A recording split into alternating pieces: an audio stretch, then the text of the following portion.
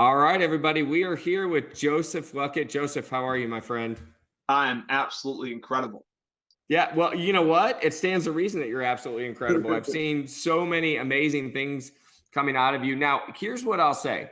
A lot of times when I'm talking to the people on these Changemakers interviews, and I've done quite a few so far, and when I talk to them, the people in Melbourne, Australia or Ghana have no idea who I'm talking to and, what their background is or anything like that. But with you, it may be a little different. There may be people that are utilizing your program and some of the things that you put together all over the world.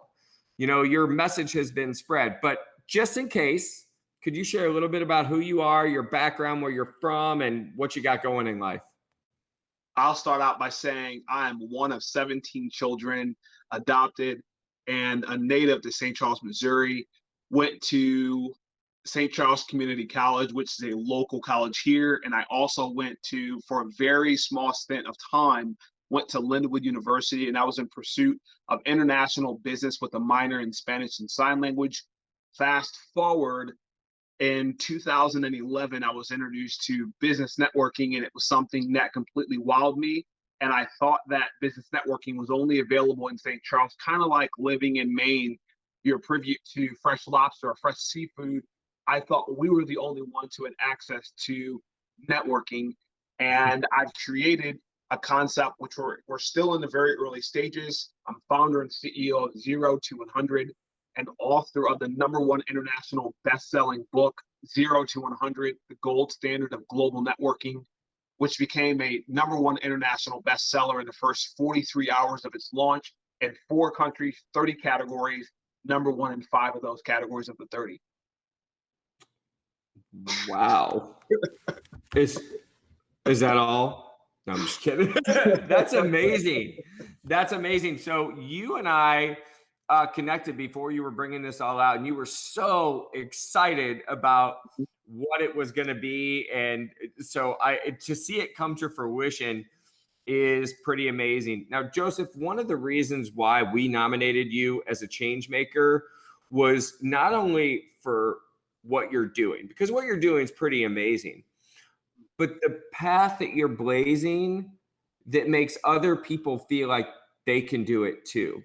And you have had a couple of firsts. I believe you were the first person of color to be given the key to the city of St. Charles. Is that correct? Yes, in 250 years of the city being created. That's amazing. And again, it isn't always about what you're doing that makes you a change maker. It's about how other people are made to feel by what you're doing. And that is what was really important to me with nominating you and having you on here. So you were my nomination. A lot of the people that were nominated came from other sources, but man, I had to have you as part of this program because what you do lets other people feel like they can do something amazing, because this is your brainchild, like start concept to birth to grown up to college graduate kind of concept. You took it from the beginning in the infancy stages. Tell me what inspired you to do this. One person out of many inspired me. Her name is Laura Boges, and her and I met after I became a top 100 St. Louis and You Need to Know to Succeed in Business, which is an award that the St. Louis Small Business Monthly gives to individuals. Her and I met over LinkedIn. She invited me out for coffee. 5 coffees later, she said, "Joseph, can I tell you how I see your life? There's a dream I had about you." And she said, the first meeting that I had with you and every meeting thereafter, this was not just a networking meeting. It was a meeting of inspiration. It was a meeting of excitement. It was a meeting based on education. And at some point, you are going to have people that are reaching out to you that want your time. And given that you love people so much, you're not going to be able to get to everybody. But would you do me a favor? And so I said, "What's the favor?" She says, "Will you write a book and put your process in it? Because if you don't do that, you would be doing an injustice to everybody. You're the most efficient networker that I've ever met. And your name is in so many different rooms, but yet you're not in all those rooms." So Laura Boges was the individual that recognized that and put the straw that broke the camel's back. That's what she did for me. Very cool. Can you share? Because a lot of people will hear this and they're like, "Oh, he wrote a book." And please take this the right way. This isn't diminishing of the efforts, but this is explaining why you're such an important change maker. You know, you wrote a book, and that's great. That's profitable. You make money when you write a book. You came up with this concept. All of these things, those are great. But you've connected amazing people together. So, do you have any success stories about some of the people that you've connected that you're comfortable sharing, obviously with their permission, like how they've connected and what's happened from those relationships that you've helped forge? One other person that I bring to the forefront of everybody, her name is Brittany Culbertson. And I was having a meeting several years back with my friend Matt Barbie. And Brittany happened to be there meeting with another individual who happens to be named Jordan Lindsay at Caldy's in Chesterfield, Missouri. And so Brittany and I were introduced through Jordan. I was there to meet Matt Barbie. And so we exchanged information. Weeks go by. Brittany and I get together. Fast forward of Brittany talking with me, having conversations with me, us sharing each other's network. She ran a statistics chart. I think that might be what it's called. And just listening to me and applying some of my philosophies and my approach when it comes to business networking, what she found out was 43% statistically of her business came by way of me. And by applying my philosophies and principles when it comes to connecting with individuals. That is one of the best success stories from a statistics perspective that I have for you, Jim.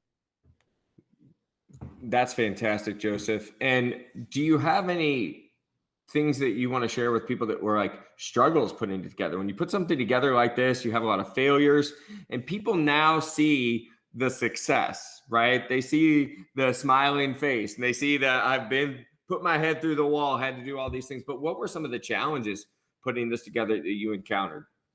Going into a space that I'd never been in before, from creating a business from scratch, what it looks like from a legality perspective, understanding what it means to raise capital, which we've not raised any capital yet, but understanding what each, whether it be a hedge funder, whether it be an angel investor, a venture capitalist, whether it be crowdfunding.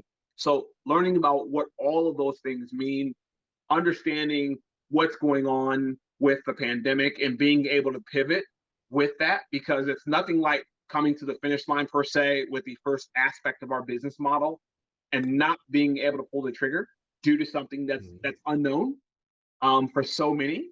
So being able to communicate through all of that, pivot, have conversations, strategize in a deeper way, become creative in a bigger way, I would say wasn't so much of a struggle, just more of a patience lesson.